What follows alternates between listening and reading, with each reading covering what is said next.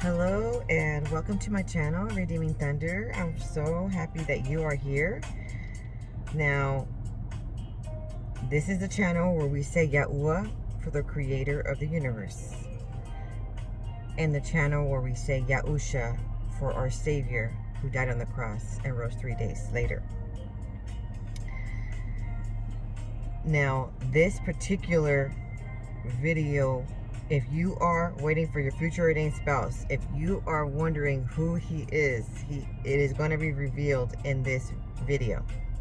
So you need to stay tuned, okay? Especially if you are a Deborah, if you are a judge on this earth at this appointed times, this word is for you. Now, please watch in sequence chapter 26, part 1, part 2, part 3. This is part 3 of chapter 26. And there is quite a bit of very critical, important information given. This was given to me on 5/13/2025. Now, Deborahs, judges, you have passed the tests. Okay, when I say Deborahs, I mean women that are judges on this earth, and I mean judges. Okay, like the book of Judges explains much about Yahuah placing forth judges on the earth. You have passed the test. Also, termination of the counterfeits. Abba, Father, our Heavenly Father, is unveiling you to your future ordained spouse. His eyes are now open. All right, let's dive in. Don't forget to like and subscribe and send this to someone who is in desperate need of a divine revelation for who their future ordained spouse is. Okay? Now, while praying in the spirit, Ruach HaKodesh downloaded to me Osi Pasi Mas. Okay? He often speaks to me in Hebrew, and so there I am, taking the time and researching what these words mean. And that is how I am able to figure out what Ruach HaKodesh was praying for you, and what the message is for you. Okay, so here we go. Osi stands for warrior, chief, ruler, power, and strength. My power is in Yahuah. Pasi stands for king, kindly, and royal. Mas stands for a lifting up, respect regarding of persons. So you are being judged and later also promoted when you pass the test by your level of consistency of righteousness. So the breastplate of righteousness is needed in this hour. So the word Osi stands for power and of Alahim, and then power and strength. Mas, M-A-S with apostrophe, S with apostrophe. Strong Hebrew number 4856. References Chronicles, 2 Chronicles 19:7. Wherefore now let the fear of Yahuah be upon you. Take heed and do it. For there is no iniquity with Yahuah our Elohim, nor respect of persons, nor taking of gifts. Okay, so let me give you another in context of that same verse. Instructs judges to fear Yahuah and judge with integrity, as Elohim does not tolerate injustice, partiality, or bribery. So some of you have been given the mantle of being a judge on this earth, being prophetic, and being one that should be showing high integrity and morality. And he calls for you to open your mouth and instruct correctly those that you see that are not behaving in such manner, okay? Not to accept bribery, not to be biased, not to be show any arbitrary treatment, okay? And there's going to be quite a few tests. It could be years long, okay? And many of you are reaching the point where he would state you finally have passed the test, okay? So there's something miraculous going to occur. He's going to do a suddenly, and he's going to do a miraculous, only what he can do, okay? No other way would have worked. Not under your own strength is this going to occur. So listen on. Concept of judging in two ways: avoiding self-righteous condemnation of others and judging with righteousness, which involves discerning between right and wrong. The book of Judges in the Old Testament focuses on a period in Israelite history where there was no king and individuals were chosen by Yahuah to lead and serve as judges. These judges were often military leaders, but their role also extended to resolving disputes and enforcing Yahuah's law. Okay, so 1 Corinthians 2:15 speaks of the spiritual person judging all things but not being judged by anyone. This refers to a deeper understanding of Yahuah's will and the ability to discern truth and false from falsehood. Now, upon praying furthermore, he delivers this message, Ason Aka Saka Das. When I research what these words mean, Ason, I'm gonna be giving basically a little description of what that entire phrase means. You were tested. There was a danger or a mischief calamity that had occurred. You are innocent, unsuspecting. You are to bow down in reverence to the Most High in this hour, okay? Because anointing is occurring. He needs to anoint you for what's to come, the next stage. And it also references Taz, which is the breastplate of righteousness. So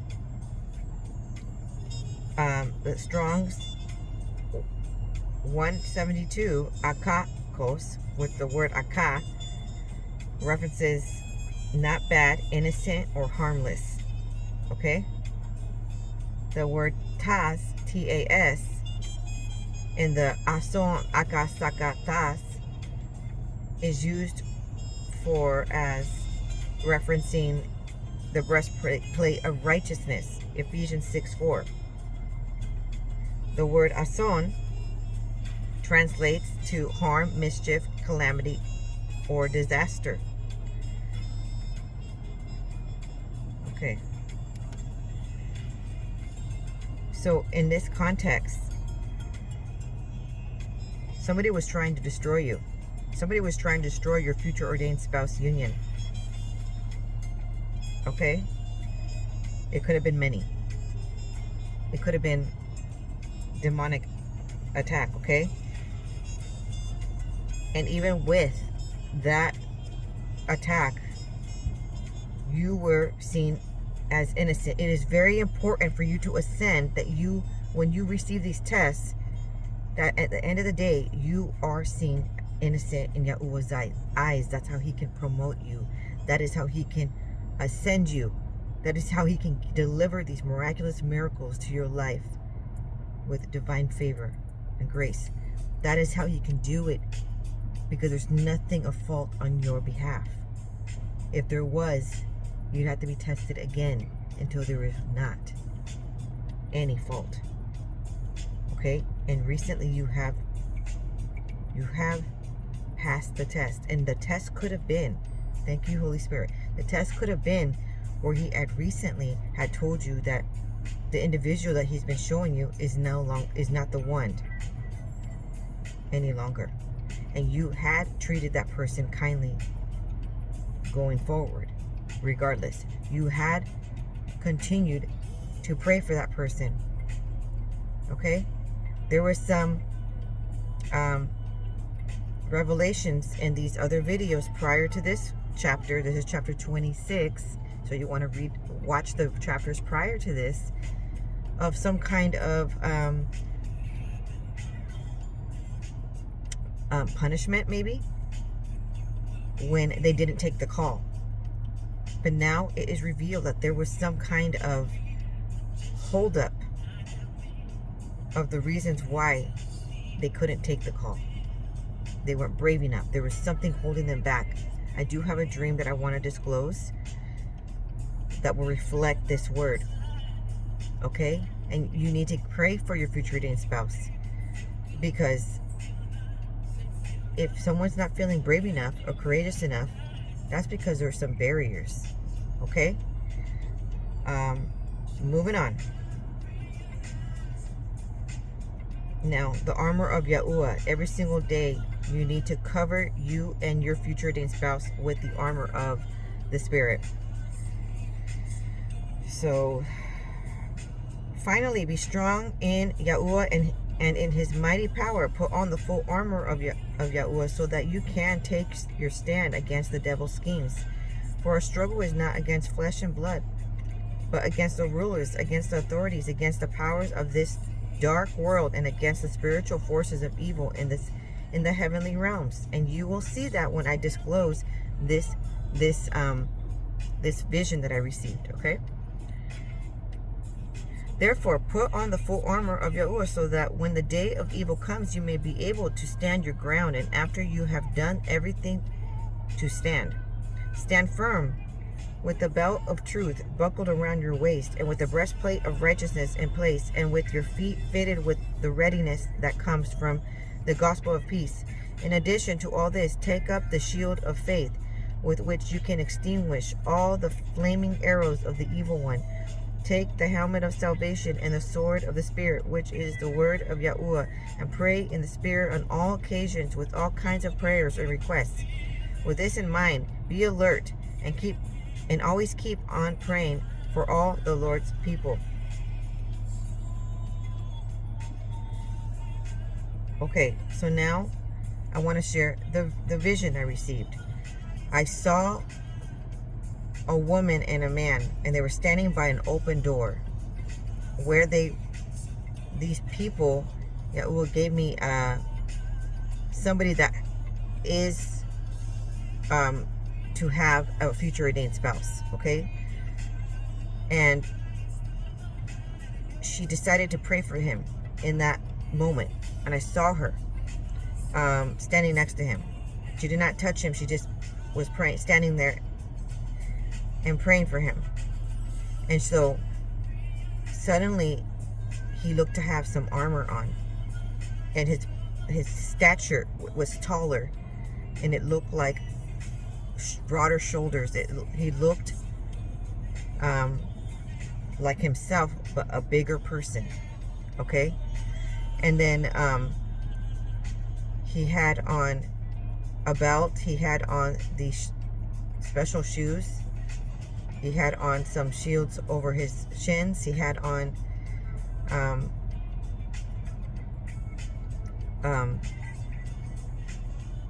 this armor. Okay? And then she saw him. So I'm watching her watch him. So she saw him walk out the front doors of that lobby area. But before she did that, he had ripped the door off its hinges and threw it outside the door. There was like some supernatural power and strength. He did have a sword. And he went out that door, and suddenly these one-eyed goblins, they look really disgusting. They look slimy and black, veiny, mechanical, one-eyed goblins. There was 3 of them, and he slayed all 3 of them. Okay? And then I was standing in the parking lot, and I saw this woman with this pink, like a bolder pink, with a lighter pink dress, kind of like a Cinderella dress, but it was just so like a poofy Betty Bo Peep dress, okay? And then she was just standing there. And then he walks over to her after he had slayed those three one-eyed goblins. And then he hugged her, like on the side like this, right? And then suddenly in the parking lot was this futuristic vehicle that was a dome shape. And then he got in. And when he got in, he had the helmet. And then he like got in that little bubble and he flew on up into the sky, like way into it, you know, where you can't see anymore, into the clouds, okay? And when he came back with this futuristic flower. It looked like an enormous dahlia flower, as big as my face, okay? Like maybe even bigger. And it had like this deep purple, brown purple petals. And he handed it to her. And then I snapped out of that vision. So something supernaturally powerful occurs when you pray for your future ordained spouse. It's reaching the heavens, in other words. Okay, so I just want you to truly do that. Okay? The prayers need to be said on earth. I know you're like, but I need Ruach HaKodesh to pray. And he will, and he is. I need the angels to help. And they will, but you got to launch them forth. You have authority, okay? He needs those that he lives within the temple to pray on earth for this to occur. Your future ordained spouse is on earth. So he needs you to help him in this hour. All right, so now I'm jumping in while praying, continuing to pray in the in Ruach HaKodesh had then spoken and said, Ayin Ya Allah Samak, which means divine alignment, the hand of Yahuah, ascend forth, I sustain thee. Okay? And then I write a little note here that the other day I had felt sustained.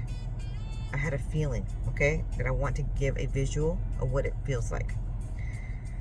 Or he gave me this visual so I can share. It felt no pain in my right rib. And I felt like I was laying on clouds. And I felt like he was cupping me in my hand. Okay? In his hand, excuse me. All right, so then the next phrase that he had said while praying, Ika san sa pag. And then Ika stands for there is or there exists. Okay? San stands for a setting apart. You need to be set apart. Consecrated. Sa stands for deliverance is here. Pag stands for has come early. Your deliverance has come early. You need to be set apart. Okay? And this whole deliverance that is coming early exists. Okay? It is in reality. Okay, so now that is amazing. He has accelerated once again. So now here, San, which is a direct translation of saint, the Hebrew word for that is Kadosh, Ruach HaKodesh, okay? The spirit that is set apart. That is what Holy Spirit is in Hebrew. It is way and more in depth, okay?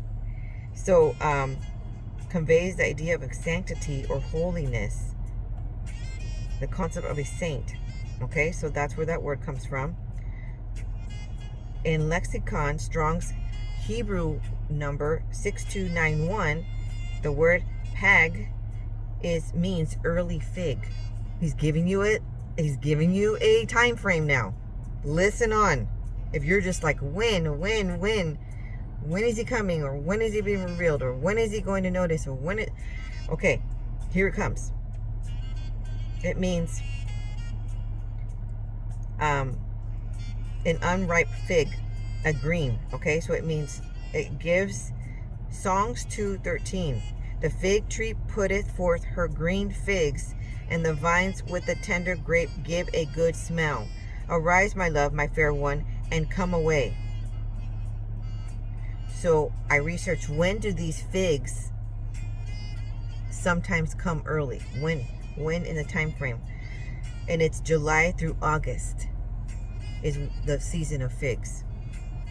So he's giving you a time frame, and it's coming early. Okay? The reason why I know this is the breba figs are the first fruit that a fig tree produces, and they ripen earlier than the main crop.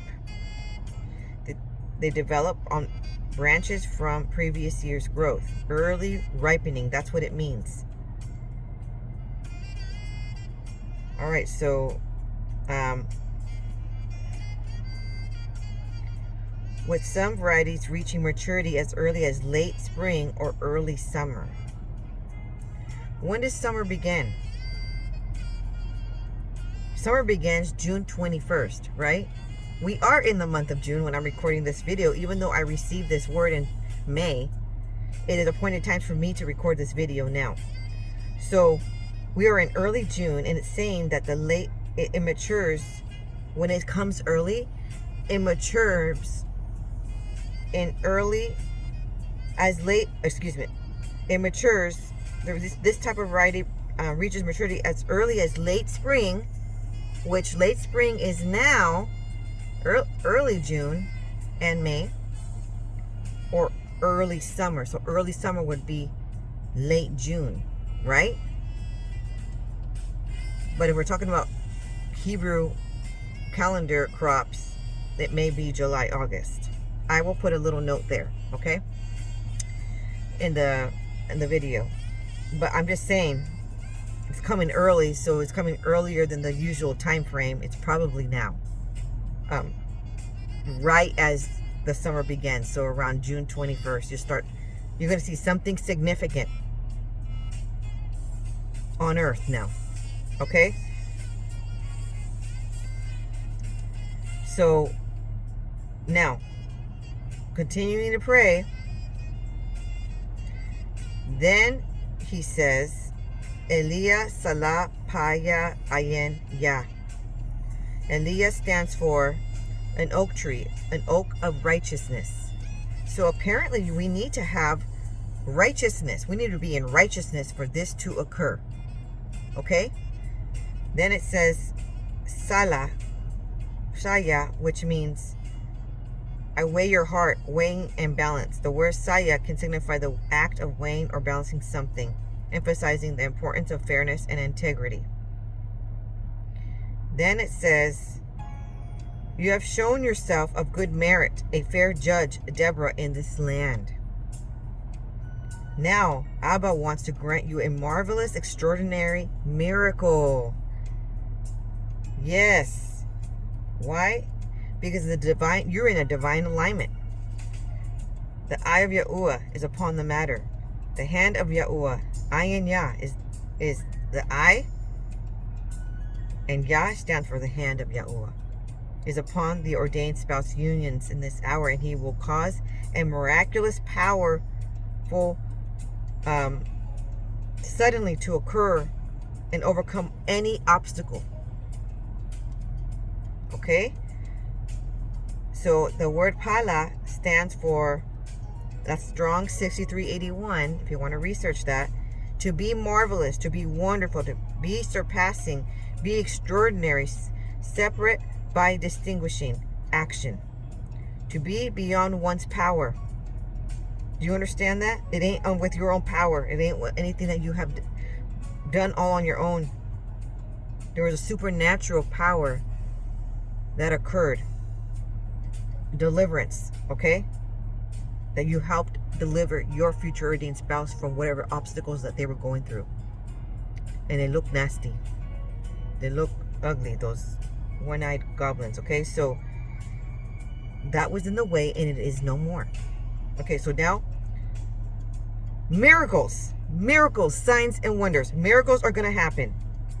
That's the only way this is going to occur. Okay, so now Genesis 18:14. Is anything too difficult for Yahuah? At the appointed time I will return to you at this time next year, and Sarah will have a son. If you recall the story of Sarah and Abraham, they were desiring their own child, but Sarah was barren and fertile.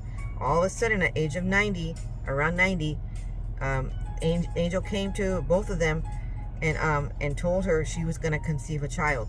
And it's kind of like, how could that be? She's probably in beyond menopause stage, okay? But guess what? Look what happened. So he's saying it's going to be like a miracle to that level. Like he's just reversing all of it and just being like, bam, this is for you. Okay, why did he do that? To remove Sarah's unbelief that he is the divine, almighty creator of the universe, in control of everything. He's going to show you who he really is now. He's going to show you that he can give you the desires of your heart. He's going to show you that what he promised you with all these prophetic words of the divine union, he's going to show you that he can even do it in your life. Okay? So to encourage her faith in the divine promise. Joshua 3:5. Then Joshua said to the people, consecrate yourself, for tomorrow Yahuah will do wonders among you. How do you sanctify yourself? In a ceremonial sense, by washing their bodies and their clothes and abstaining from their wives. And in a moral sense, by acts of religion and devotion, by prayer and meditation and the exercise of repentance and good works. And made to note that sanctification is necessary to our passage over Jordan, like a Red Sea moment, or through death to the heavenly Canaan.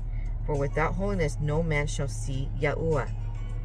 For tomorrow Yahuah will do wonders among you in their sight and presence, and for them by dividing the waters of Jordan, and they might pass through it as on dry land. This, okay, was the 10th of Nisan, as in plain from Joshua 4:19. So there's going to be a crossing of the Red Sea moment. When did that occur? It occurred on April 8th. So it's appointed time for it to happen on earth, okay? Sometimes Abba repeats himself to build your faith, cause you to remember what he has promised you. Okay, so now, later on, while praying, he says, Samal, go into the secret place so that Abba may tell you what exact miracle will take place. Then he says, Aka, Saka, Salah, Sapag. So, researching again, Akakos, Greek and Hebrew Strong's word 172, it stands for innocent. You got to be innocent, harmless, unsuspecting. Okay? In that stage. Saka, to bow down. Okay? Then Salah, to be at rest. You have to be not resting like you're just chilling and doing nothing, but pray. Okay? And trust. And then Sapag, remember Sa, deliverance is here. Pag, remember what Pag stands for. I'll bring it up here in just a second. It means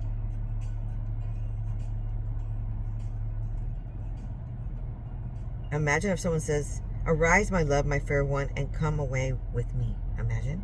Okay. So basically it's coming early. It's coming, okay? It's coming early. It's coming early.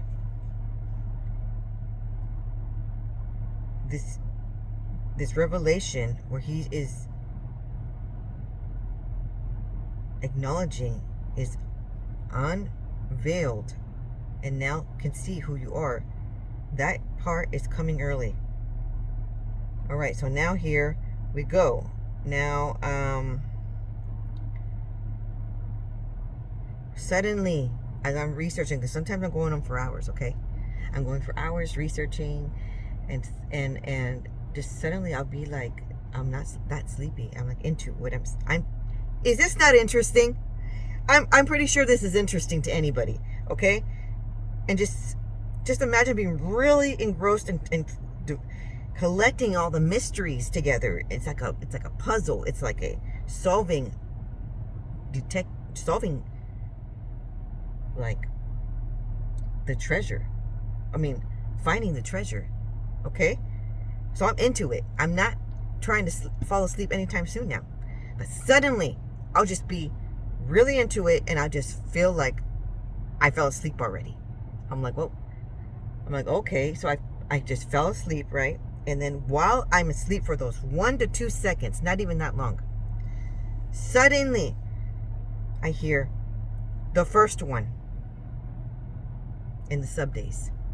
So I call that where I suddenly fall asleep. I call it the sub days.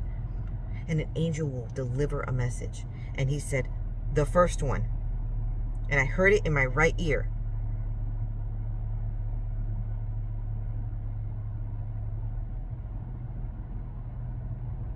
And then he also says, to bow down, I weigh your heart.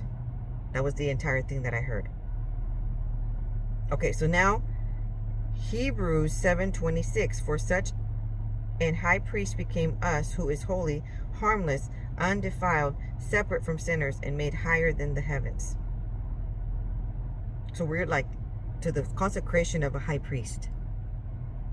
All right, so now that is key. You're like, the first one, what in the world is he talking about? That's why you need to ask. You don't want to be where you're just like throwing these little details out the window because you think, oh, that does not make sense. That's a humongous clue. Listen on. Sama sa ageg sala. So he says sama, he says sa 3 times. He says ageg sala. Okay, so in the sub days, suddenly I'm being put into, as I'm trying to research that phrase there, I'd be put into a sub day suddenly all over again.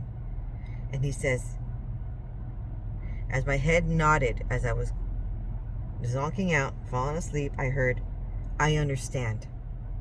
And I'm like, I understand? What do I understand? What does Yahuah think that you're going to understand? After he just said, the first one, to bow down, I weigh your heart. And I heard a ringing in my right ear when he said the first one. That's why I couldn't let it go and just be like, the first one? I don't know what you mean. I needed to know, what do you mean by the first one? So I heard a ringing in my ear right afterwards. Do you know that when you're reaching a certain level of ascension, sometimes when you are getting delivered something from a different dimension, sometimes you will hear a ringing in your ear? Yes. So someone came from a different dimension to deliver that message, and it gave a remnants of it, physical remnants of it, of that experience. Okay, so now I'm like, okay, I'll write that down. I understand. So then I want to research Sama, right? Sama, Sa, Agig, Sala. Sama stands for to understand. Excuse me? Is this not more obvious? It also means to hear. It means to listen, to obey, to understand. He really wants you to understand something. Sa, deliverance from your enemies is here. He's going to tell you exactly what enemy it was right now, okay? Right now. Agag. Remember I said Sama, Sa, Agag, Sala? Remember I said that earlier? He's telling you exactly what was in the way and it means from the Amalekites. So then he says, Salah, Salah stands for, I weigh your integrity and judgment. Are you able to destroy all? Not take anything from that other person or tribe and destroy all of it. Are you able to do that in this hour? You know why I ask? Because I'm going to tell you who Agag is. And it's going to relate all to that prophetic vision I received regarding the goblins. That one-eyed goblins, okay? Now, while Agag, king of Amalek, was not explicitly called a witch in the Bible, the Amalekites, were known for their sorcery and magical practices. Some interpretations suggest Agag might have employed those practices, potentially even to disguise himself or perpetuate his lineage. Here's a more detailed explanation. Amalekite sorcery. The Amalekites were described as sorcerers who could transform themselves to resemble animals. Agag potentially use of magic.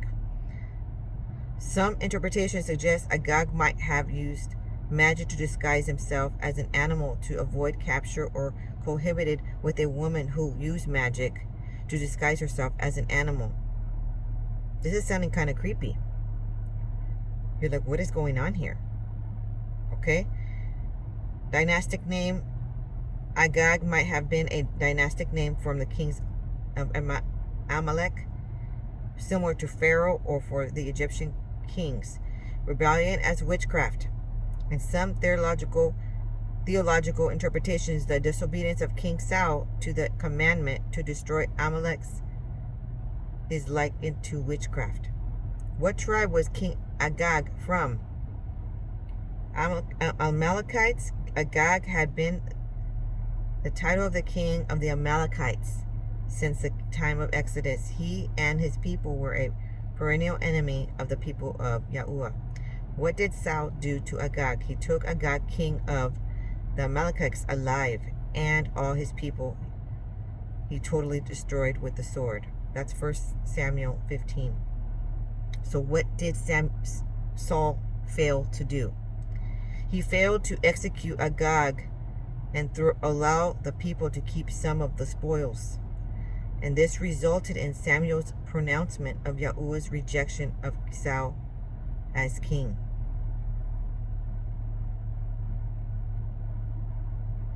So, why was Saul unfaithful to Yahuah? So Saul died for his unfaithfulness. He was unfaithful to Yahuah in that he did not keep the commandment of Yahuah, and also consulted a medium seeking guidance, and did not seek guidance from Yahuah. Therefore Yahuah slew him and turned the kingdom over to David, the son of Jesse. Remember that? Okay.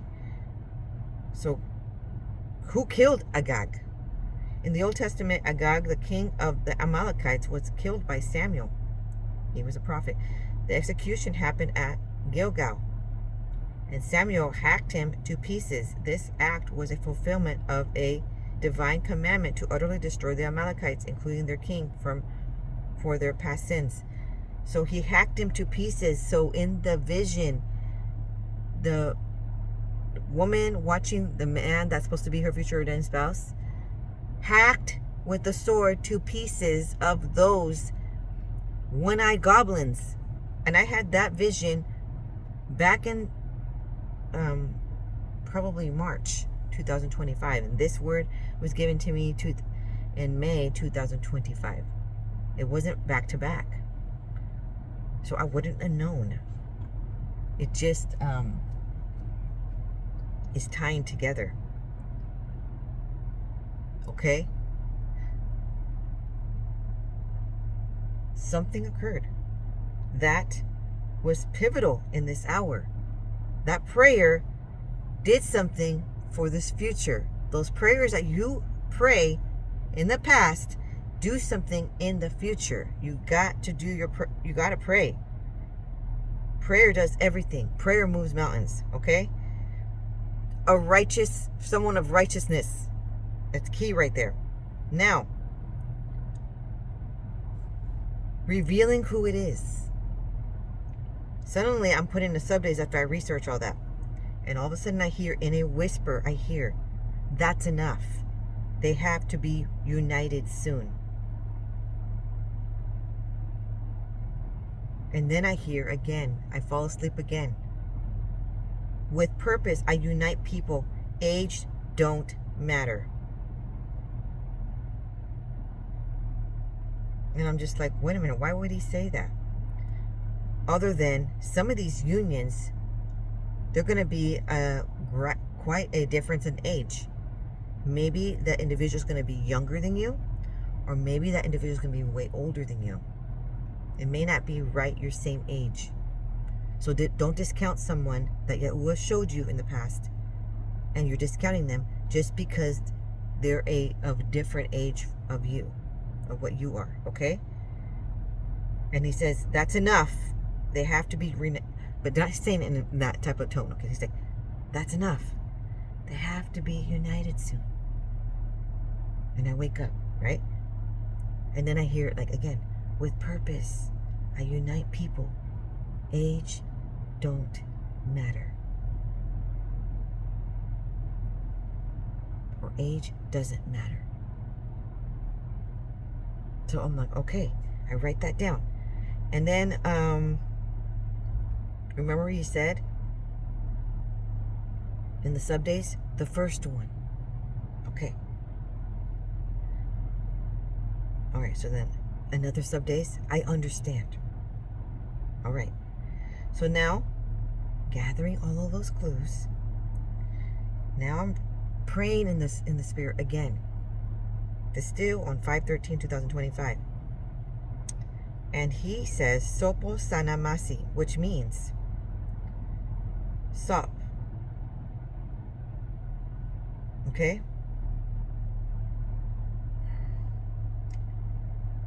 Strong's Hebrew 5491, that stands for an end, a termination. Sana means in this revolution of time, and Masi stands for Masei. Masi, Masei, stands for breaking camp, pulling out. So basically, moral of the story here is an end of a chapter in your life has reached its termination, has reached its end. In this revolution of time, pulling out, breaking camp, you are moving forward, you are moving on, and it's going to look different than it was before. Why? Listen on and figure out why. Okay. On the next day, 5/14/2025, my son, who's 8, had 3 dreams in one day. I wrote them down. Here's dream number 1. He saw a woodpecker, and he turned back again, and he saw a wolf. And that wolf was orange and purple. Someone brought a stool and sat down to pet the wolf. And he woke up. Okay, so this is what it means. In the Bible, a stool, or specifically a footstool, has a symbolic meaning of utter subjugation and defeat of enemies. It often appears in conjunction with the concept of a throne, where a ruler would place their feet on a stool as a symbol of their victory over their adversaries. Psalms 110:1 is a key verse that utilizes the image of a footstool. It states, Yahuah says to my Alahim, sit at my right hand until I make your enemies a footstool for your feet. It means you are destined for success. You are destined for progress. You are destined for your higher life. Say Aman. Okay? Receive. You are receive. Give me a trophy emoji if you're receiving this. Okay? That you're destined for success. Okay? You are going to be promoted in the name of Yahusha. Okay? That's what woodpeckers stand for. And then the fact that the individual was petting the wolf, when you're caring for an enemy, the wolf stands for enemy. It has to do with, and then the stools there has to do with conquering the enemy. Even though it looks like you're petting it, has a lot to do with sabotaging the enemy's plans. And you can research more on Joshua Oreki regarding the woodpecker on YouTube. What does it mean when you dream about a wolf? It means someone warns you against deception and deceit, or you have been brainwashed or scammed by people. You are likely to see a wolf in your dream, either attacking you or chasing you. Okay, so that's, a wolf is not a good sign, but because the individual in the dream was petting it when you were caring for the enemy, that means you are all aware of that attack, and you are then already canceled the attack. You have upper hand control and authority over the wolf, right? And it says Matthew 10:6. Yahusha said, "Behold, I send you forth as sheep in the midst of wolves. Be ye therefore wise as serpents and harmless as doves." Matthew 7:15. Watch out for false prophets. They come to you in sheep's clothing, but inwardly they are ferocious wolves. Second dream. It was this promised land house. Okay. He says, cleaning out the house due to moving. He saw moving, okay? Taking out the sandbox toys out of the freezer, threw away old piece of frozen meat from the freezer of the old house, okay? That was the dream. Then he woke up. Dreams of a sandbox may symbolize playfulness and creativity. Explore their meanings into your inner child and the need for imaginative expression. Okay? So when people were emptying out the freezer of the old house because they're getting ready to live in the new home, the sandbox toys were saved, but something else was thrown away, which was the frozen meat. Okay? Whenever you dream something about meat, especially rotten, you need to pay attention. That's a warning. Okay? The enemy's at work, in other words. May symbolize spiritual nourishment, while rotten meat can symbolize the corrupting influence of the enemy. Throwing it away could suggest breaking free from the enemy's influence. In the dream, it was seen throwing it away, not eating it. Don't really eat food in your dream, okay? That's dangerous. Usually it's witchcraft. So raw meat, financial, you're like, how do I do that if I'm dreaming? You already know of now, and you bring that discernment and those skill sets when you're dreaming, you'll remember. Raw meat, when it's corrupting influence, stands for financial debt, sacrifice, chronic battle, covenant, satanic initiation to attack, kill, and put sickness in someone's life, witchcraft, satanic programming, the soul being bewitched or destroyed by preparing the meat or eating it or seeing a raw meat or buying and selling in dream. Okay, so basically someone is sacrificing your destiny as an exchange, trying to steal your destiny. When you see raw meat in your dream, you have to cancel it. You have to throw it away in your dream, okay? And then you state these declarations and decrees I can put in the description of breaking satanic programming, covenant, satanic initiation, and financial debt, okay? So when it was seen thrown away, that meant breaking free from the enemy's influence. All right, so now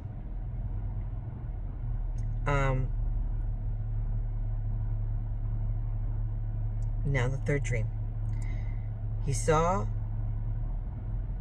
in the old home 2 dogs. They had a disease, and it was in the master bedroom, and had put a baby lock so that these dogs wouldn't come into the living room area.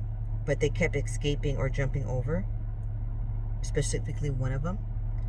And he had said that he saw a father figured person kept forcing them back into that one room.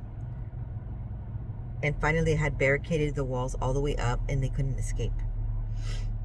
Okay?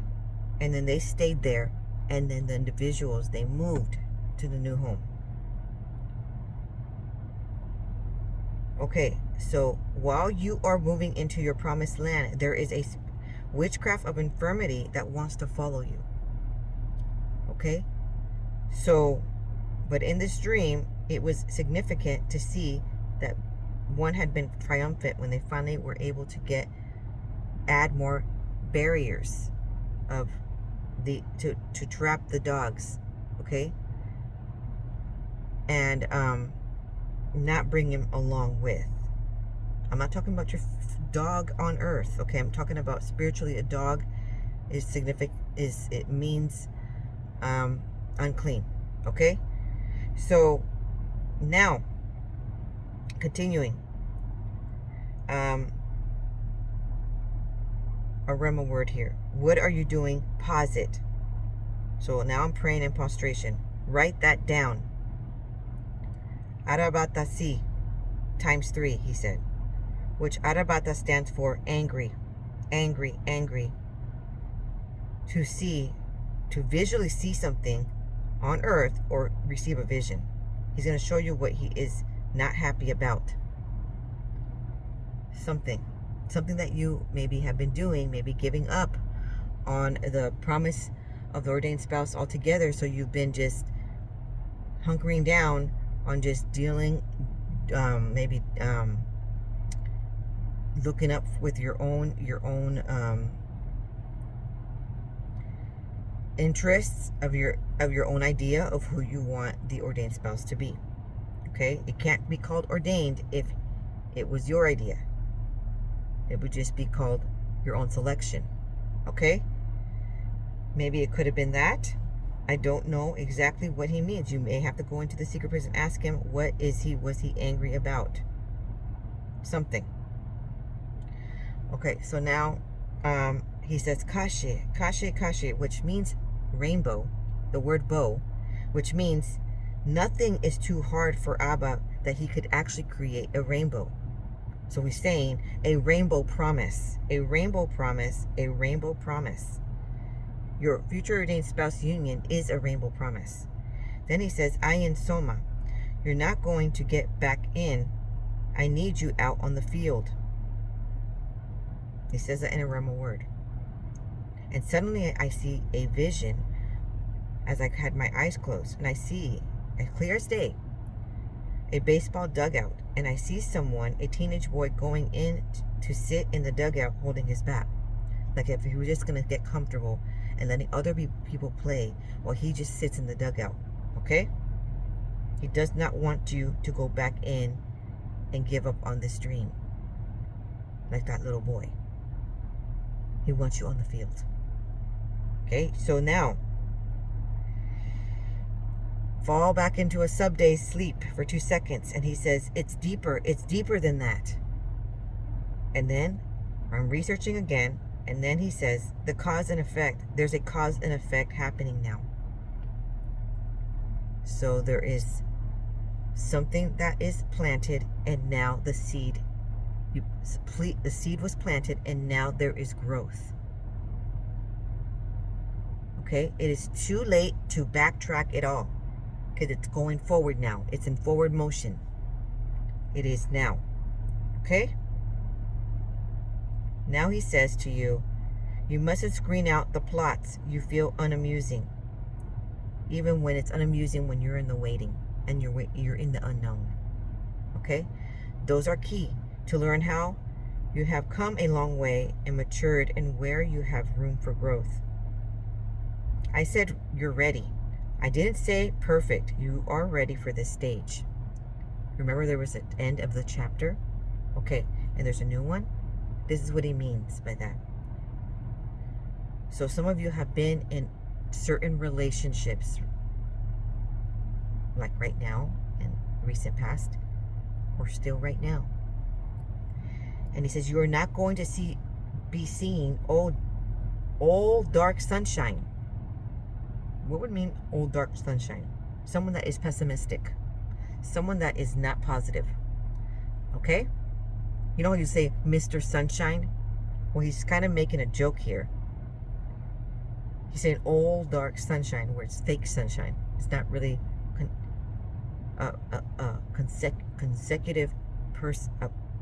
consecutively someone that shows consistency in being uplifting you and supportive. You're not going to be seeing that person anymore. Okay? There's going to be some drastic changes. Listen. For he is no more after this chapter. He goes on to the abyss of dreams until he is yet no more. He goes into a deep sleep and he awakes no more. So the individual that you guys have been with have been causing quite a bit of strife. And this is for the word for those who are going to become widows in the future, or if not already. And Yahuah has already been telling you that he has this future ordained spouse ready for you. Okay? And this kind of gets an elaboration of maybe it happens at night. It happens in sleep. Okay? I'm really sorry that that's going to happen to some of you. And I'm really sorry if I haven't sounded as sensitive and I just blurt out these prophetic words and it sounds so blunt. I have, in the secret place, have cried so much. And I've been given some valor and some strength, supernatural strength that I do not have on my own will to be able to deliver these words. So not crying, but be able to tell you what's to come. Because it's sad for me for people to receive loss. It's sad for me. I don't want anybody to be in heartbreak, okay? But it's not going to be heartbreak, because at the same time that this is occurring, is at the same time, okay? And the reason why, because at the same time something marvelous is occurring, okay? So now he says, Sope, 5, cleansing and purification, 5 times 5. He says, Sofa, okay? So times 5, it means a termination, an end. A termination, an end, 5 times, okay? Then he says, Fa, which stands for, that is to be opened. That is to be opened. Something's going to be opened. Abba is causing the eyes to become open, the eyes of your future ordained spouse to become opened as the next chapter begins. He's caused the eyes of your future ordained spouse to become opened. It's Ecclesiastes 3:11. He hath made everything beautiful in his time. Also he has set the world in his heart, so that no man can find out the work that Yahuah maketh from the beginning to the end. Okay, so then Mark 7:34, a word that was used by Yahusha, who he healed the man who was deaf and who had an impediment in his speech. So basically, he's going to have something open, and it's just going to be his mouth to proclaim what he has been feeling for you. And he's going to also, before that, open his eyes to notice who you are. That he's been looking for you, and now he knows it's for sure you. Okay? That is amazing news. Focus on the positive. Focus on the will of the Father. When you start getting really sad of what's to come, and you have to experience loss, focus on doing his will. Focus on bringing forth his plans in your life. Focus on being in divine alignment. Focus on the projects he's told you to work on. And get in the secret place and get anointed, because you need certain grace to get through the next chapter. And then he says,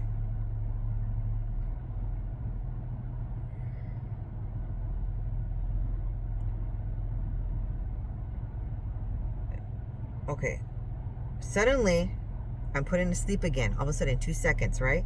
And he says, my shoe keeps getting stuck in the way. And I'm like, what in the world? I never heard that phrase before. So there I am typing it in, literally. What does my shoe keeps getting stuck in the way mean? Okay? And then it says, the literal interpretation of that is, it means that an obstruction or physical barrier prevents you from moving freely. If metaphorically speaking, it could mean you feel like something is holding you back or preventing you from progressing in your life goals. Now, biblical meaning of a shoe. Evangelist Joshua TV on YouTube says, and he is someone that deciphers dreams. Okay? Shoe, biblically, shoe dream is an indication of marriage. So it said, my shoe keeps getting stuck in the way. In the word of Yahuah, shoe dream symbolizes the state of obedience to Yahuah's instruction and warning. For example, if you're dreaming of seeing 2 beautiful pieces of shoes, it is a sign of marital blessing and prosperity. It's saying getting stuck in the way. My shoe keeps getting stuck in the way. It couldn't be that Yahuah is stating this plan, rainbow promise, is in your path, in your future going forward, that you're trying to walk straight, and forever, whatever reason, you keep getting your shoe keeps being significant to getting in the way, getting stuck in the way, that the ordained spouse union is occurring no matter what. It's so prominent now. It's like in your every step. Okay? Then suddenly I got put in the sleep again. It says giving speeches, going through. Then I hear then again, going through. Then I hear cellular. Then I also hear it's still your great-great-grandchildren, right? So this has a lot to do, not just for your own, new love, new relationship, new beginning, but your union is going to benefit your great-great-grandchildren for the generations to come. And when it's saying giving speeches, going through cellular, I'm not sure exactly what that entails, other than maybe, he went through the reads. He went through